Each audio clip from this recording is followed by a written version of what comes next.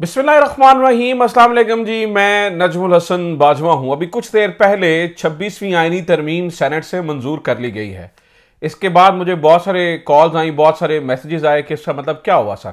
क्या पाकिस्तान तहरीक इंसाफ को आज से ख़त्म समझिए? क्या ये समझा जाए कि अब इमरान खान साहब कभी बाहर नहीं आएंगे, या ये समझा जाए कि तहरीक इंसाफ का फ्यूचर ख़त्म हो गया, या ये समझा जाए कि यही दो पार्टी जो हैं वो इस मुल्क के ऊपर राज करती रहेगी, या ये समझा जाए कि अब जो वो अवाम के अंदर एक जोश और जज्बा था वो ख़त्म हो गया और आइंदा हमें ये मानना पड़ेगा कि यही दो पार्टियां जो हैं वो असल हकीकत हैं और बाकी पीटीआई जो है उसकी गेम ओवर हो चुकी है। बहुत सारे लोग ये सवाल पूछ रहे हैं और बहुत ज़्यादा लोग जो हैं वो मायूस भी हैं। सबसे पहले तो मैं आपको ये कह दूं कि इस बात को जहन नशीन कर लीजिए, तसल्ली कर लीजिए कि game is not over. Picture अभी बाकी है। जल्दी जल्दी फैसले अखज ना कर लीजिए, कर लिया कीजिए। अभी तो ये सेनेट से मंजूर हुई है, अभी तो सुप्रीम कोर्ट का एपिसोड आना है, अभी तो बहुत कुछ होना है बाकी। अभी जब मैं ये वीडियो रिकॉर्ड कर रहा हूं तो बहुत ज्यादा अभी खबरें मिल रही हैं कि वहां पर फड्डा तैयार हो गया है, चीजें हो रही हैं। Let's see. अभी मैं आपके सामने रखता हूं आज जो दो नंबरी की गई, कैमरों के सामने 2 नंबरी की गई, जो नकाब पोश करते रहे, और डॉक्टर जरका और फैसल सलीम ये कहां पर थे? कैमरों के सामने ये सब कुछ क्या होता है, ये सारी चीजें डिस्कस करते हैं और मैं सारी आपके सामने तफसील रख देता हूं। लेकिन 1 मिनट के लिए जरा इन सारी चीजों पे जाने से पहले 1 मिनट के लिए सोच के देखिए। लेट्स से कि ऐसे ही हो गया। समझ लीजिए कि ये तरमीम भी पास हो गई, समझ लीजिए कि इमरान खान भी जेल के अंदर है, और समझ लीजिए कि इस तरमीम को कोई चैलेंज भी नहीं होता, और समझ लीजिए कि सुप्रीम कोर्ट भी इसे ऐसे एक्सेप्ट कर लेती है, और समझ लीजिए कि कोई रेजिस्टेंस नहीं होती। 1 मिनट के लिए मान लेते हैं ये सारी चीजें। क्या फर्क पड़ेगा? क्या फर्क पड़ेगा आपके ख्याल में? आने वाला वक्त आपको लगता है कि काजी फाइज ईसा जितना सख्त हो सकता है, जितना काजी फाइज ईसा ने तुन के फैसले दिए हैं इमरान खान के खिलाफ और पीटीआई के खिलाफ, कैसा सख्त हो सकता है? यकीनी तौर पर नहीं हो सकता। अच्छा, अगर हो भी जाए तो क्या फर्क पड़ जाएगा? मिसाल, अगर इतना भी सख्त हो जाए और अगर सारे लम्बे पै जाए तो क्या फर्क? इमरान खान, नाज़रीन इकराम, इमरान खान की सोचों का और उम्मीदों का महवर है। ये कौम इमरान खान के अलावा किसी और का नाम सुनना नहीं चाहती है। तो जब तक आप खड़े हैं इमरान खान के साथ, या इमरान खान जब तक जेल के अंदर बैठा हुआ है और वो डटा हुआ है, तब तक आपको मायूस नहीं होना चाहिए। आपको मायूस उस दिन होना चाहिए जिस दिन इमरान खान डील करेगा और मुल्क से बाहर चला जाएगा। आपको मायूस उस दिन होना चाहिए जब इमरान खान कहे मेरी तबीयत बड़ी खराब है और मेरा इलाज पाकिस्तान के अस्पतालों में नहीं होगा, मुझे बाहर जाना चाहिए।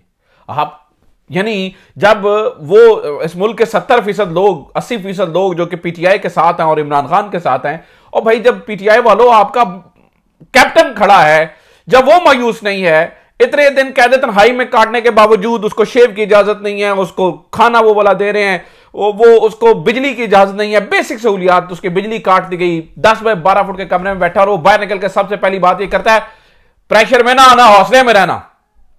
तो जब वो प्रेशर में नहीं है, पता नहीं ये हमारे दोस्तों को जो है ना वो पता नहीं क्या क्या प्रेशर पड़ गया और वो किस वजह से इतने परेशान हो गए हैं। तसल्ली रखिए, तशफ़ई रखिए, कुछ भी नहीं होया यार। ये तो गेम है ना। बिलावल भुट्टो साहब को लारा लगाया गया है, आपको वज़ीर आज़म बना दिया जाएगा, इसलिए वो सारी चीजें कर रहे हैं। तो क्या फर्क पड़ जाता है? यहां पर पॉलिसीज तब्दील होते हुए 1 दिन लगता है। और नाज़रीन किराम, मैं एक बात बता दूं, इस मुल्क के अंदर जो नई ताकत है वो ताकत के ऐवानों के अंदर नहीं है, पावर कॉरिडोर्स के अंदर नहीं है, वो अवाम के पास है। और आज ये सब कुछ होना भी इस बात की निशानदेही करता है कि ज्यादा से ज्यादा देखिए, जब चीजें अगर आप देखें ना, पुरानी भी जब चीजें तब्दील होने वाली होती है ना, तो वो ग्रैब करने की कोशिश करती है ज्यादा से ज्यादा ताकत और उसको एक नुक्ते के अंदर महव करने की कोशिश करती है, लेकिन होता कख भी नहीं है। उसके बाद फिर वो एक ऐसी फ्लडिंग होती है ना कि फिर सारा कुछ जो है ना वो तबाह बर्बाद हो जाता है। वो जो पुरानी एक बने होते हैं ना ऑर्थोडॉक्स ख्यालात और स्टेटस को, ये फिर टिक नहीं पाता है। तो लिहाजा सबसे पहले तो तसल्ली रखिए, कख भी नहीं होता। इमरान खान खलोते हैं, तो का दी टेंशन है, नंबर 1। अब आ जाते हैं जरा फैक्ट्स के ऊपर। ये तो था मेरा तज्जिया, अब जरा आ जाते हैं फैक्ट्स के ऊपर और आज की खबरों के ऊपर। सबसे पहली बात यह है नाज़रीन किराम, आज नकाब पोश लेकर आए कासिम रोंझो को और नसीमा एहसान को। कासिम रोंझो को और नसीमा एहसान को नकाब पोश लेकर आए और उन्होंने आके वोट दिया। आज फैसल सलीम और जो डॉक्टर जरका हैं, मेरी इत्तलात के मुताबिक उन्हें नहीं लेके आया गया, वो किसी कैमरे में नहीं आई, वो कोई किसी चीज़ के सामने नहीं आई, और जो पीटीवी है उसने अपना कैमरा फिक्स किया हुआ था और वो अपना कैमरा फिक्स रखे हुए थे उनके ऊपर, यानी कि वो सिर्फ 2-3 बंदे दिखा रहे थे, आज वो दिखा ही नहीं रहे थे कि ईवान के अंदर कौन कौन बैठा है।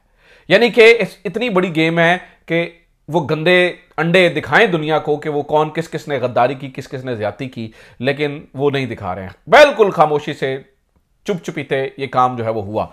हमारी इतलात ये है कि डॉक्टर जरका और उनको फैसल सलीम को शायद नहीं लेके आया गया। उसकी वजह यह है कि जहां पर उनकी जरूरत पड़ेगी तब का, ये तो बात पक्की बात है कि बिक गए हैं। और मैं आपको बता दूं कि अभी कौमी असम्बली के अंदर भी बंदों की जरूरत पड़नी है।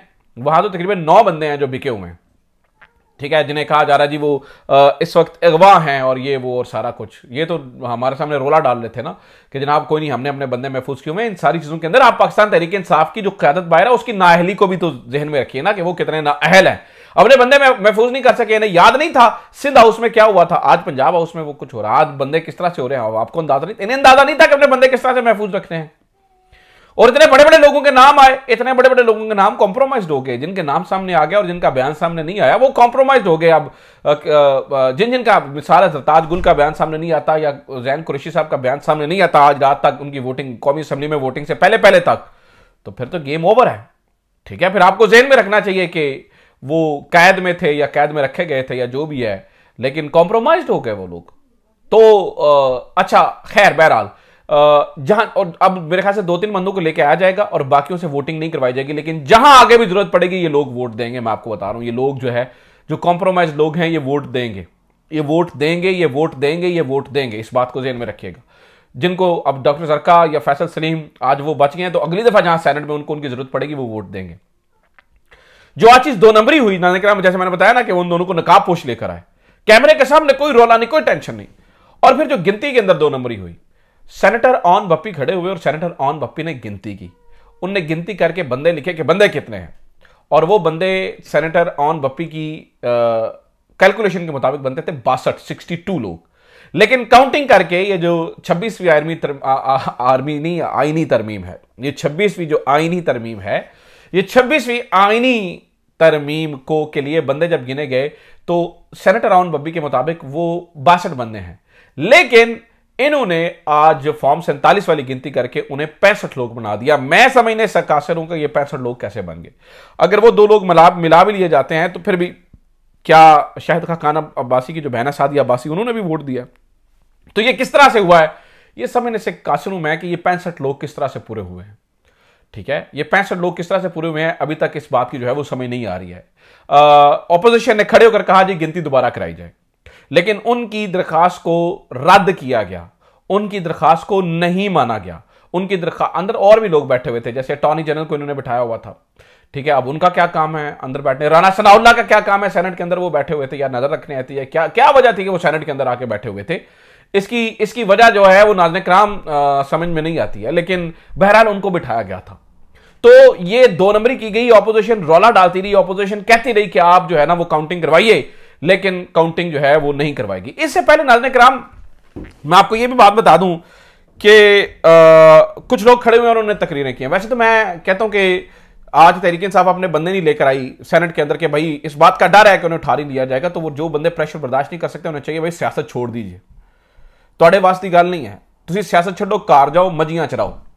ठीक है, यहां पर सहाफियों पे इतना प्रेशर होता है यार, जो लोग अब दिन रात कितनी नई कुर्बानियां दी सहाफियों ने। तो ये सियासत के सहाफी का कोई इख्तिदार के मजे लेते हैं? सहाफी तो इख्तिदार के मजे नहीं लेते, मजे तो इख्तिदार के लेते हैं ये सियासतदान। तो जब आप नहीं कर सकते तो जाओ, छड़ो, कार रू जाओ। ठीक है, है जी नहीं लेके आया जी वो अगवा ना हो जाए। तो अगर नहीं बर्दाश्त कर सकते, जिसने वोट दिया नाज़रीन किराम उस चेहरों को आपने याद रखना। आज मौलाना फजल रहमान साहब के साथ एन मौके के ऊपर त्रो हुआ है। त्रो समझते हो ना, त्रो हुआ है। त्रो किस तरह से? मौलाना फजल रहमान साहब को इस बात की कंफर्मेशन कराई गई थी कि जो मोस्ट सीनियर बंदा होगा उसी को चीफ जस्टिस लगाया जाएगा, यानी कि मंसूर अली शाह साहब। लेकिन एन मौके के ऊपर मौलाना फजल रहमान साहब को बताया गया आप हमारे साथ आते हैं या नहीं आते हैं, हम आईनी तरमीम पास करने जा रहे हैं। और आईनी तरमीम जो है अगर आप हमारे साथ नहीं आते हैं तो हम पहले वाली तरमीम पास करेंगे, आईनी अदालत बनाएंगे और उस पर फिर काजी फायज ईसा साहब आएंगे और दिस एंड दैट। ठीक है, और मौलाना फजल रहमान साहब को अब यूं समझ लीजिए ब्लैकमेल किया गया। उन्होंने बड़ी कोशिश की चीज़ों को कूल डाउन करने की, और उस बंदे का बड़ा अच्छा किरदार है, अप्रिशिएट करना चाहिए अगर उस बंदे ने अच्छा काम किया। तो मौलाना फजल रहमान साहब ने तरमीम को रोकने की कोशिश की, लेकिन at the end of the day अगर फिर नई चीज़ें ठीक हुई तो फिर उन्होंने माफ़ कीजिएगा करनी थी और वो उन्होंने कर दिखाई।